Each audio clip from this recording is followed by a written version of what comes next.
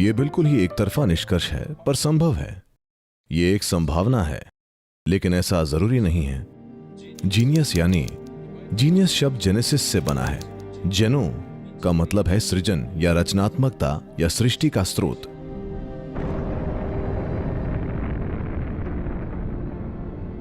तो जीनियस का मतलब है कि उसने सृष्टि के स्रोत को जाने या अनजाने में छू लिया है। या तो आप चेतन होकर जीनियस होने की ओर बढ़ सकते हैं या अचेतन ही जीनियस बन सकते हैं। जब मैं अचेतन ही जीनियस बनने की बात करता हूं, तो आप बीथोवन का नाम ले सकते हैं। वो एक अचेतन जीनियस हैं। उन्हें नहीं पता है कि वो एक संगीतकार क्यों हैं, लेकिन वो हैं। वो सुन नहीं पाते, लेकिन फिर भी संगीत उनमें बहता है। क्योंकि अपनी बहुत अच्छी आवाज की वजह से आप संगीतकार नहीं बनते, आप अपनी सुनने की असाधारण क्षमता की वजह से संगीतकार बनते हैं। तो कोई व्यक्ति जो कि सुन भी नहीं सकता, अगर संगीतकार बनता है तो वो एक अचेतन जीनियस है। हो सकता है कि वो सामान्य ध्वनियां न सुन पाए हों, इसीलिए उन्होंने किसी और चीज पर ध्यान दिया हो।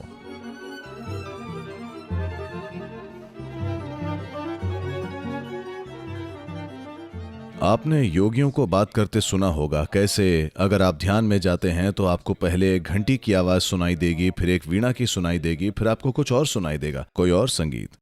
आपने सुनी होंगी ना ये कहानियां। तो हर चीज पता है ना, वो बहरे थे, वो बाहर की कोई भी आवाज नहीं सुन सकते थे, तो शायद उन्होंने कुछ और सुनना शुरू कर दिया और ध्वनियां खुद को रूपों में बदलने लगीं, कोई भी रूप हो, और वो एक महान संगीतकार बन गए।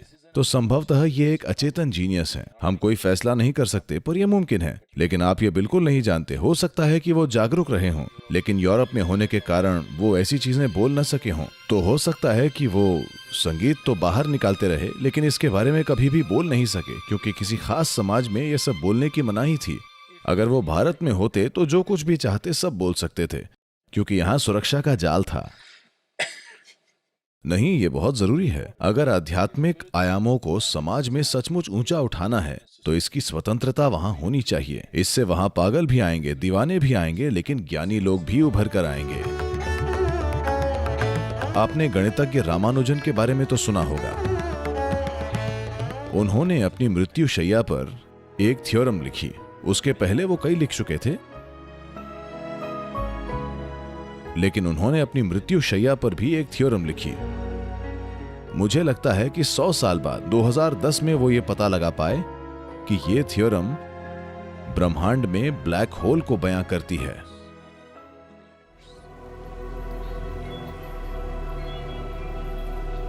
सौ साल पहले, जबकि ब्लैक होल की संकल्पना का वैज्ञानिक समुदाय में अस्तित्व भी नहीं था, लेकिन उन्होंने ब्लैक होल की गणितीय परिकल्पना तैयार कर दी। ब्लैक होल को गणित में बयां कर दिया गया।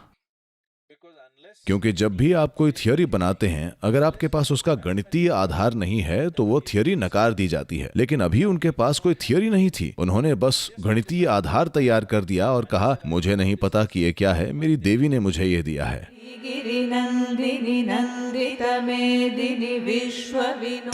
जैसे कि ईशा योग केंद्र में हमारे पास लिंग भैरवी है, इसी तरह कुछ देवी देवता सृष्टि में एक प्रतिष्ठित खिड़की की तरह होते हैं। इसलिए ये सभी देवी देवता असल में एक असीम संभावना का दरवाजा होते हैं।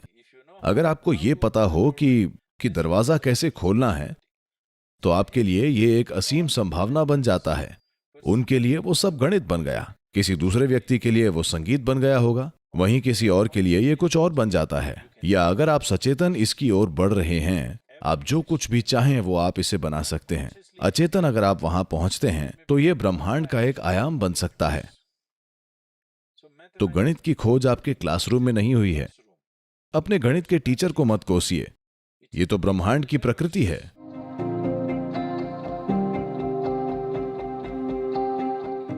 इस ब्रह्मांड की प्रकृति को इंसानी अनुभव में ले आने का यही एकमात्र तरीका है, और इसे समझदारी से करने का एक प्रभावशाली तरीका गणित है।